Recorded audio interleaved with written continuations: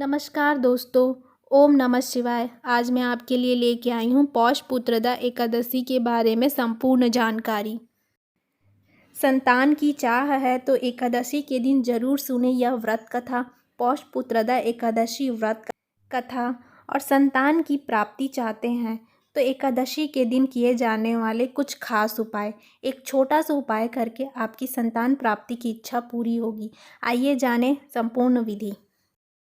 एकादशी का व्रत भगवान विष्णु को समर्पित है। साल में पुत्रदा एकादशी 2 बार पड़ती है, एक पौष माह में, दूसरी श्रावण माह में। पौष के महीने में पड़ने वाली एकादशी को पौष पुत्रदा एकादशी और बैकुंठ एकादशी कहते हैं। पौष पुत्रदा एकादशी और बैकुंठ एकादशी रहेगा 13 जनवरी 2022 दिन गुरुवार को। यह शुक्ल पक्ष एकादशी है। एकादशी तिथि प्रारंभ होगी 12 जनवरी 2022 शाम 4:49 पे, समाप्त होगी 13 जनवरी 2022 शाम 7:32 में। पारण समय होगा 14 जनवरी को सुबह 7:15 से लेकर 9:21। पारण तिथि के दिन द्वादशी समाप्त होने का समय रहेगा।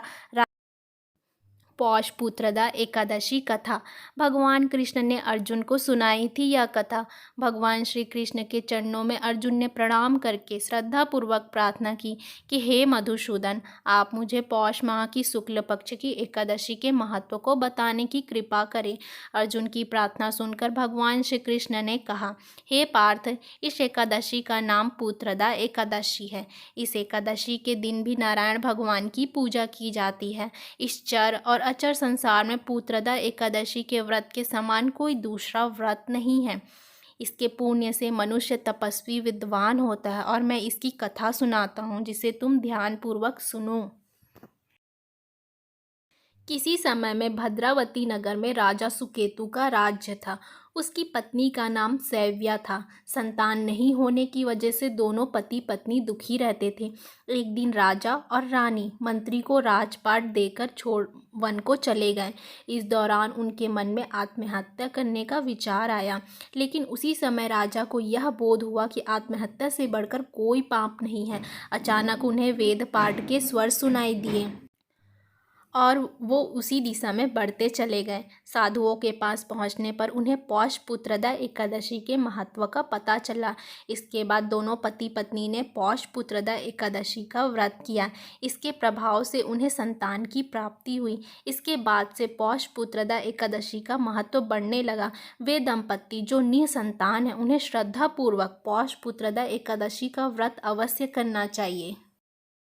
संतान प्राप्ति की इच्छा रखने वाले लोग यदि पुत्रदा एकादशी का व्रत रखें तो उनकी मनोकामना पूरी होती है। साथ ही उनकी संतान यशस्वी होती है, आगे चलकर कुल का नाम ऊंचा करती है। यदि किसी संतान के जीवन में कोई परेशानी चल रही है तो संतान से संबंध बेहतर ना हो तो इस दिन इन उपायों को आजमाने से संकट का समाधान हो सकता है। पीपल को कलयुग में श्री कृष्ण का रूप माना गया है। अगर आप एकादशी के दिन, पौष पुत्रदा एकादशी के दिन पीपल की पूजा करें, जल पुष्प अक्षत वगैरह आदि अर्पित कर दीपक जलाएं तो भगवान जी बहुत प्रसन्न होते हैं। चूँकि पुत्रदा एकादशी संतान प्राप्ति के लिए है, ऐसे में पुत्रदा एकादशी के दिन कोई भी उपाय करने से संतान के जीवन में आने वाले तमाम कष्टों का निवारण होता है।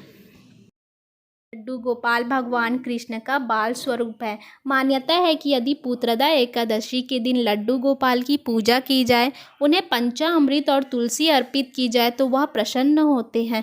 निसंतान दंपत्ति को पुत्र की प्राप्ति होती है। साथ ही पुत्र को यदि कोई समस्या है तो उनके समाधान मिल जाते हैं। अगर संतान पर बीमारी का संकट हो तो पुत्रदा एकादशी के दिन विष्णु मंदिर में अपनी सामर्थ्य के अनुसार गेहूं या चावल चढ़ाएं। भगवान से संतान की बीमारी को दूर करने की प्रार्थना करें। इसके बाद चढ़ाया हुआ अनाज गरीबों में बांट दें। भगवान विष्णु को तुलसी बहुत प्रिय है। शाम के समय एक दीपक तुलसी के पास रखने से घर की परेशानियां दूर होती है। संतान के साथ बिगड़े संबंध बेहतर हो जाते हैं। अगर आपकी संतान अपनी नौकरी को लेकर परेशान है तो पुत्रदा एकादशी के दिन भगवान विष्णु को खीर का भोग लगाएं। उस खीर में तुलसी अवश्य डालें।